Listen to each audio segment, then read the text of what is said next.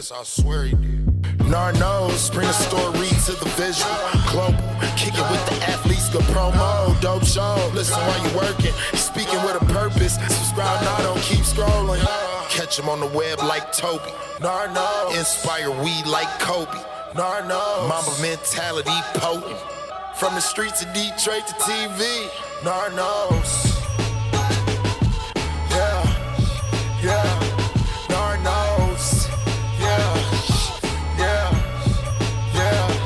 Narnos. All right, welcome back to another episode of Nard Knows. This one I have a great guest, and I've had quite a few amount of great quarterbacks, and this is going to be my third MVP in the European League of Football. But before we jump into that, I got to give credit to my sponsors. Optically organic, and it's perhaps one of the most amazing properties of the Japanese red pine needle oil is the ability to support the body's natural immune system. This miracle product is unparalleled by any other. Try it today and feel the immediate effects that it has on your body. Stay tuned for the promo code for that. But without further ado, I'm going to bring in my guy, Jadrian Clark, and this guy is I can't wait to get into like his journey. Florida boy, all the way to Utah at Weber State, overseas now, working on his MBA, but he's also the reigning MVP for the European League of Football. My guy, Jadrian Clark, man, how you doing over there? Man, I'm great, man. It's good to be here. A little bit late, but finally made it on the show. We've been talking about it for a while. It's good to make it happen. You just got a ring with the Rhein Fire this past season. How are you feeling right now, man? That's a lot of success. Yeah, it's a lot of success for sure. Trying to, enter this new season, we're watching the review tape of everything we did last year. Obviously, a lot of good whenever you have that much success, but feel like we're going to be able to even clean it up and take it to a whole nother level going into this next season. It'll be my first time playing with the same group of guys, same coordinator, same head coach in a long time. So I'm excited to stay with the same guys and build off what we did last year. Well, I had the opportunity to talk to one of your former coaches at Weber State, currently the running backs coach for University of Utah, Quinton Ganther. He was a previous guest. But I reached out to him, and he had this to say, and I quote, "He was always a competitor and played with passion. He was a Florida kid, so he always had a little edge to him as well." What do you make of that from a coach that is still working on his career and doing great things right now? Man, Coach Q is the man. I mean, from the moment I met him, I knew he was one of the realest guys I was ever going to be around. Obviously, a hell of a player, playing in the NFL for several seasons, one of the top running backs to come out of Utah. So when he came in with Coach Hill, we were immediately excited to work with him. He's just been an awesome guy, somebody I look up to as a role model, a family man, also very intense. I think for me, where he said competitor and edge, those are definitely words to describe myself. I like to compete. I like to win. I like to try and dominate in everything I do. So I think people that are similar in that way are always going to link up and immediately become friends. Tell me about Florida high school football. Everyone wants to talk about Texas football, California, and I've had some people on this platform that's been able to state their case. But for you, a Florida kid, what was it about Florida football that prepared you for college football and now what you're doing now overseas? Well, a lot of other states probably say they're the best, but everyone knows Florida's got the best high school football. Come on, it's not even close. Well, we got great weather year round. We got 2 seasons of high school football. So other guys are out there playing basketball in the cold up in Detroit. We're playing football all the time. Mm-hmm. So I think speed.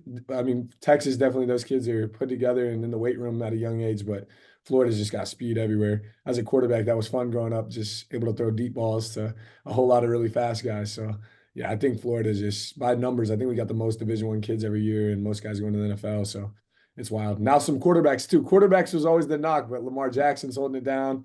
Matt Stafford's originally from Tampa like me. So there's a few big-time quarterbacks coming out of Florida now. Now, coming from Florida, born and raised that you are, it's safe to say that Weber State was not on your radar as far as playing college ball. Talk about that process and that recruiting process you went through. Yeah, the recruiting process was wild. I was looking into some bigger schools originally. A few things happened at the end of my senior year where I ended up getting a few scholarship opportunities fell through. but ended up being a blessing in disguise where Coach Justin Riscotti, who's now in the NFL as well, he was the quarterback coach at Weber State, one of the best friends from my high school coach, and came down once he found out that I was available and convinced me to skip high school graduation to come out on a visit to Utah. I'm someone who loves the mountains. I grew up going to Colorado a lot to ski, and when I came out to Utah for the first time, I was blown away with the setup, the airport, how clean Salt Lake City is. I got on campus at Weber State and was just blown away with having everything set right into the mountains. And I mean, their sales pitch to me was, why not come be a big fish in a small pond instead of going to some of the other FBS schools that were recruiting me. And it worked out really well for me too. I think being a young kid from Florida, where I was pretty wild at 18. Also, if I had gone to a bigger college, I might have drifted in a different direction. So going to Utah ended up being a blessing in disguise in that route as well. And you kind of alluded to my next question. What are some of the lessons that you learned at Weber State that helped mold you to the man you are today, and the player as well? A lot, man. So Coach Clark ended up becoming my quarterback coach once Coach Scotty left. He's bounced around a few different schools, BYU, Southern Utah, and Weber. And his big thing was, when you don't want to do it is when you have to do it. When you wake up and you don't feel like going to class, or going to the gym, or whatever you need to do. His point was, you got to be disciplined if you want to get anywhere in life. There's going to be that little voice in your head that's telling you, "Oh, just sleep in, just relax." Like, no, that's when you got to fight that. So that was a big one for me. Another thing, like Coach Hill's big thing was, I don't treat everyone the same. I treat people the way they deserve to be treated. And I think that really is how life is.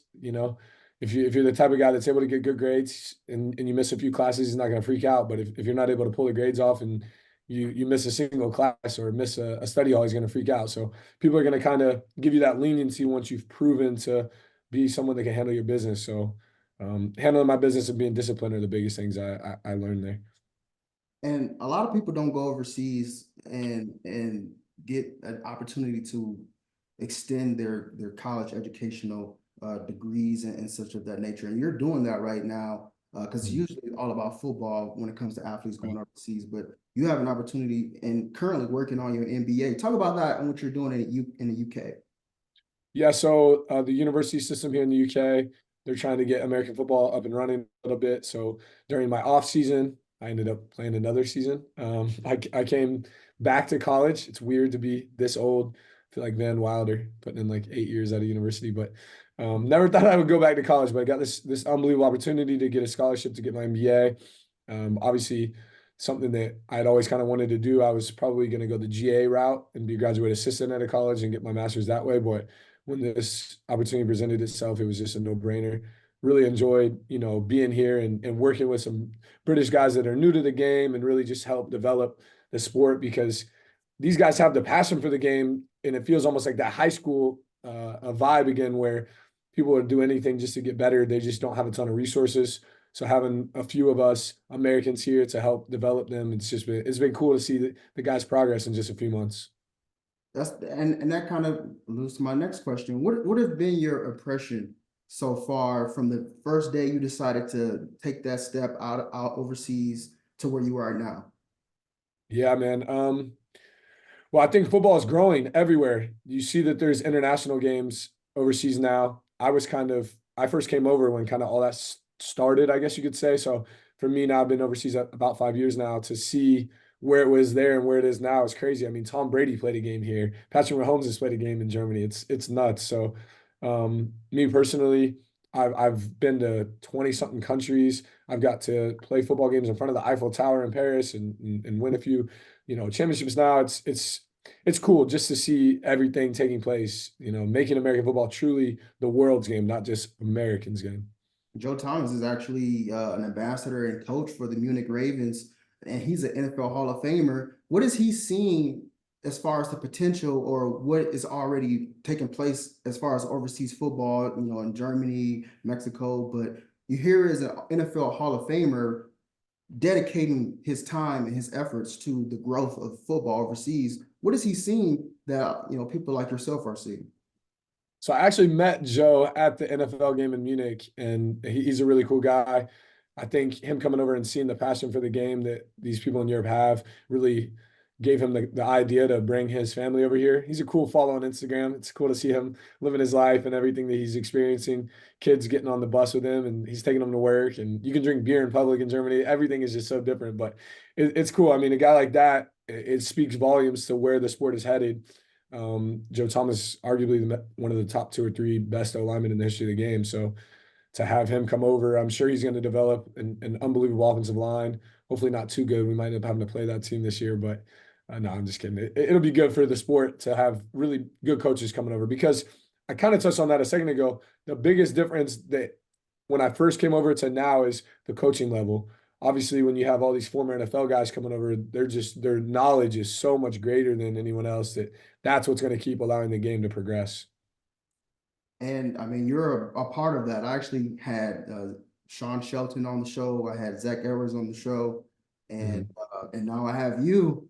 You know, that's quite a trio. You know, what have you seen from those guys who have come before you, and here you are, a trailblazer in your own right? Yeah, those guys are awesome. Sean Shelton's a little bit older than me. I think he was one of the top quarterbacks in Europe before me. Now he's retired, and he's a part of that Munich team that they got Joe Thomas to come over. So it's cool to see him, win a lot of big football games, put up a lot of great numbers, and now transition into a front office role. That's sort of my plan eventually is to get into coaching or front office role eventually too. So it's really cool to see guys come over, develop, play, and now be on that other side of things of giving back to the next generation. Now you're MVP, the reigning MVP, you're the top dog right now. And like I say, you're coming off a championship. To make that happen, talk about that season and how impactful it was for you and your team.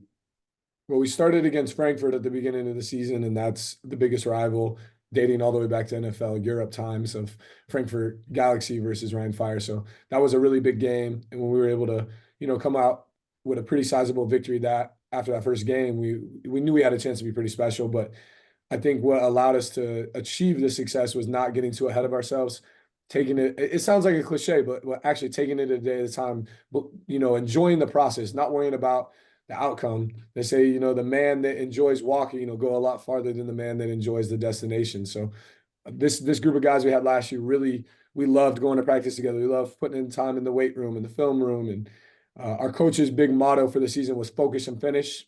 Easy to say, hard to do.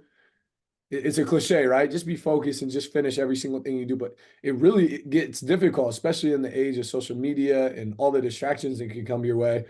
We just were a locked-in team of a lot of unselfish individuals that enjoyed the process of what it takes to win. Our quarterback and our wide receivers, relationship almost got to be like that in a lot of ways to achieve what you achieved at any level. How did you work on that relationship with your receivers off the field that helped you on the field? Man, we had such a special group of guys. We had Anthony Mahongu, who was one of probably the best international receiver ever. I mean, he's from Paris, played at Purdue, made it to the Philadelphia Eagles out of college. So he's the freak show, the franchise. So having a guy like that with his experience and height and speed as a European is just not normal. But also his personality, he truly is a superstar, meaning he's not scared to let people know. And for me, as a quarterback, I like receivers that aren't scared to tell you that they want the ball. A lot of guys are like, oh, don't be that way. It's like, no. That means I know that you got some confidence and you're ready to go up and make a play. So he would definitely let me know, hey, come to me on this play. And, I'm coming to you if you tell me that. So that was kind of our big dog. Then we also had 2 different American receivers, Nathaniel Robitaille, unbelievable dude on and off the field, special because he can play in the slot and wide out. Not a lot of guys can do both. Kick return, punt return, just a really good, versatile skill set. Awesome dude, leader, brought everyone together. He unfortunately hurt his shoulder midseason, so we brought in another Big Sky connection, Willie Patterson. Young dude, Willie P. Fast, quick, great when he gets the ball in his hands. So kind of adjusted the offense a little bit once he came in to fit his style, more quick screens and stuff. And then lastly, we have Harlan Quofi. I probably should have started with Harlan, because what Harlan did is he was the alpha blocker. Anthony, like I just stated, loved the ball, flashy, Harris guy, but Harlan was just a dog. I mean, we bring him in motion and have him lead up on linebackers, have him crack defensive ends. So him being able to do all the dirty work and then still being able to beat you deep, man, it opened up our play action game. So we had sort of the perfect trifecta of receivers. We got the big, fast X receiver. You got the fast, versatile Americans that can go in the slaughter outside. And then you got the perfect Z receiver that can set the edge, can crack block, can bring him in motion, but also beat you deep. So it was a special group of guys. And people can definitely check out the ins and outs of your life with your documentary that you have, The Unbreakable. Talk about the inspiration behind that. Yeah, so this guy Max May reached out to me mid-season, and he had been doing basketball documentaries on different players that played in Europe. I think he had like the reigning Euro Super League MVP. He had just done him for basketball. So he said, "Hey, look, I haven't really done football guys before, but I'd love to break into the market. Would you be okay with me coming and filming with you?" And I was like, "Yeah, I think that's pretty interesting and cool." So he came down and just kind of lived a week in my life from Monday to Sunday, saw how I prepare, saw what my life is like, and it was pretty cool. The title, I think, just comes from, I've experienced a lot of things in life, ups and downs. Lost my dad when I was younger, had to overcome a few surgeries in college. Obviously had NFL dreams, and well, I guess it started with FBS dreams, ended up FCS. Had NFL dreams, ended up playing in Europe. So just life is simple, right? People make it way harder than it is. Be positive, work hard, and then just don't give up. Most people quit right before the payoff is there. And so I guess the title Unbreakable has just been every time adversities come my way, I just keep going. That's just kind of how I'm built. There's no time to be a victim or complain, whether it's true or not. You just that doesn't get anything done. Just keep going, put in the work, be positive, enjoy your life. So it was a cool experience. Would you say that you've found the formula of overcoming doubt? Because a lot of athletes, superstar athletes, still go through it. Did you say you found the formula to overcome doubt? Yeah, I got two things for you on that. So, well, it first starts with you can't be fake confident.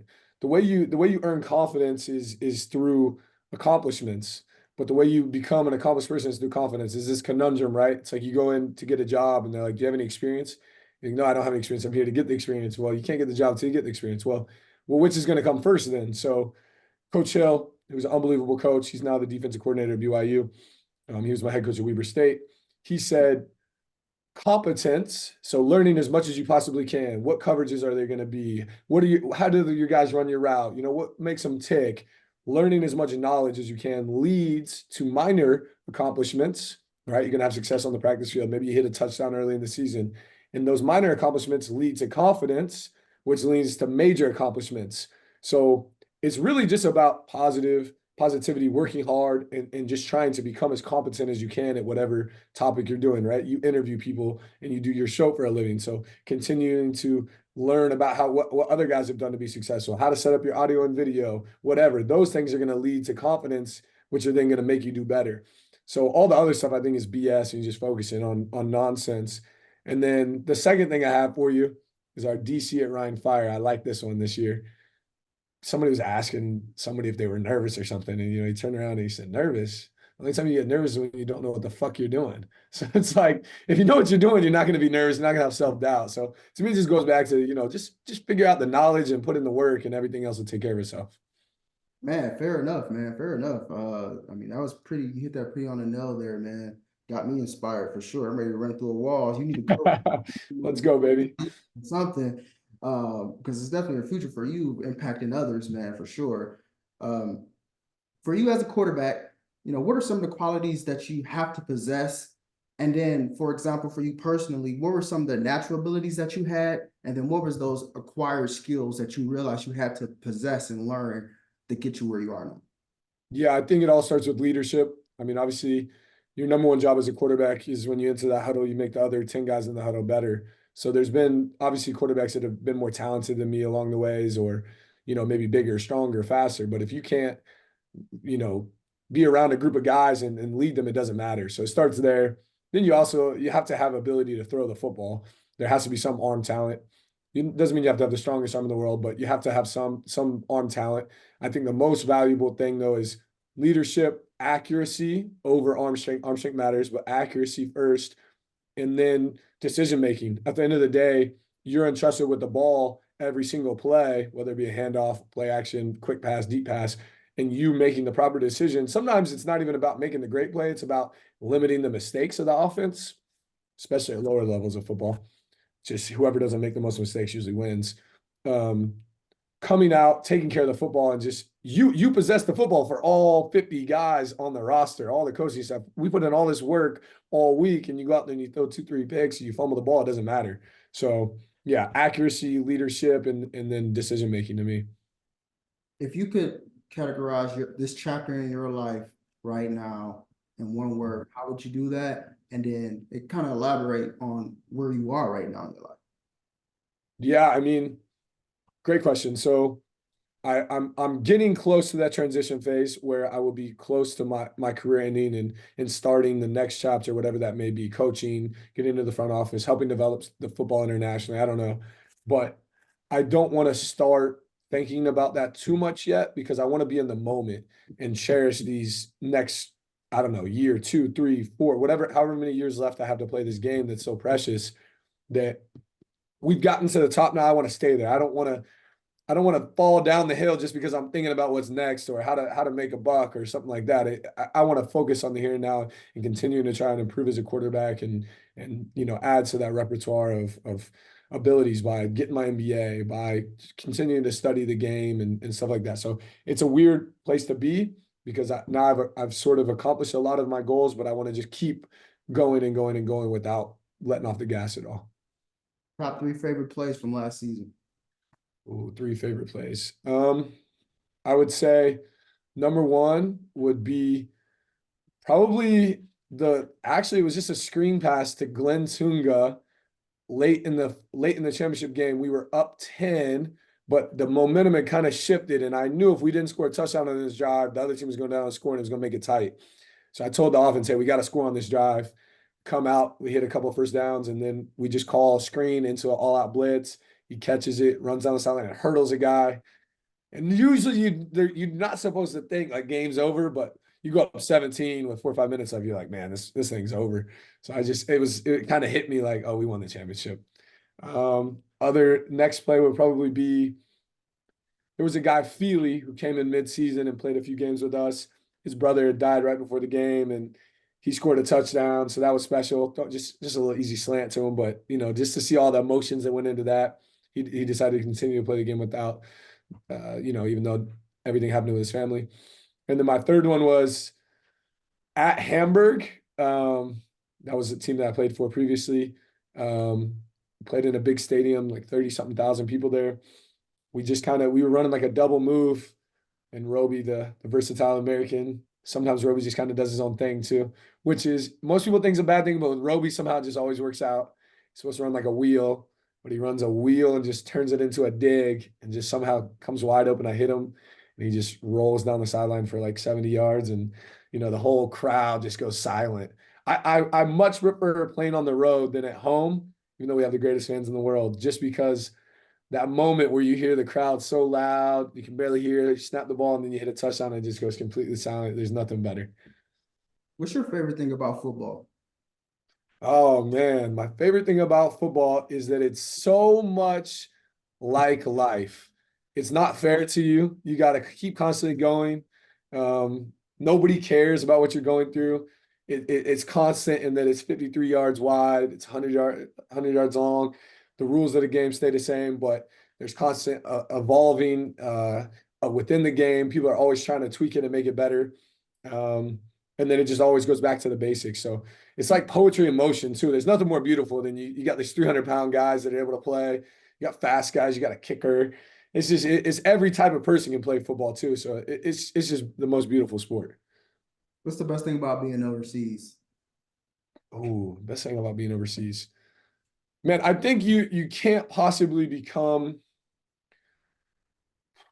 a cultured person until you leave America, because it's not that we're ignorant, we're just so isolated from the rest of the world. Like, how do you know what else is out there until you go somewhere else? So just to get to see that there's not just one way to do things, that in each country you go to, it works for them for different reasons, and it just really expands your mind. Last but not least, what can we expect from Rhein Fire this upcoming season? defending the throne. A lot of teams free agency look crazy. I looked at free agency. There's a lot of people going to different places, man. What do you foresee this season? How you guys gonna attack it?